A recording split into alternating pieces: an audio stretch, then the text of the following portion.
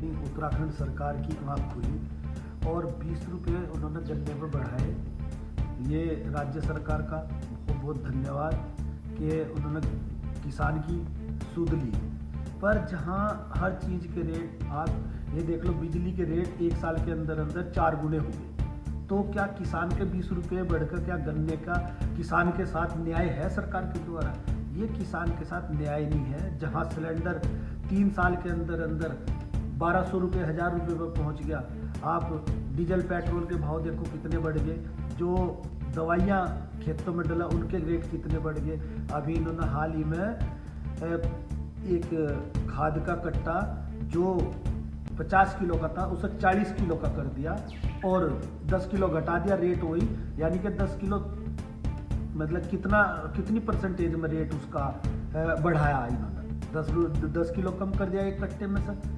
Rate वही जुगा तो रेट भी उसका 10 किलो का कम करते, पर सरकार ने उसका रेट कम नहीं दिया, रेट जुगा तो रहा ताकि किसान को पागल बनाया जा सके। एक कट्टा खाद का उतने का ही मिल रहा, मतलब किसान को पागल बनाने में ही लगी हुई सरकार। जहां हम उत्तराखंड सरकार से मांग करते हैं कि उत्तराखंड में एक कानून वो लागू करे, ऊपर के किसानों के लिए भी और प्लेन के किसानों के लिए भी दो नियम ना लागू करे।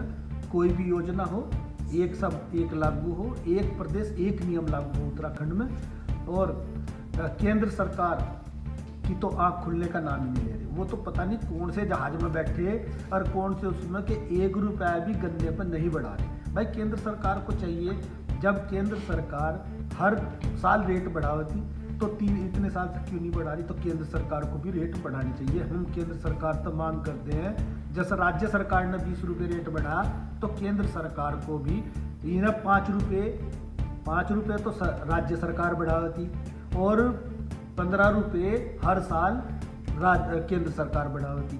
तो भाई ये भी इन्होंने तो राज्य सरकार ने 5 रुपये फालतू बढ़ा दिए और 20 रुपये कर दिए। ऐसे ही यूपी सरकार ने बढ़ाए, ऐसे ही इन्होंने। तो केंद्र सरकार को भी चाहिए कि वो भी 45 रुपये गन्ने का रेट बढ़ाकर कम से कम 400 रुपये गन्ने का रेट किसान को मिलना चाहिए।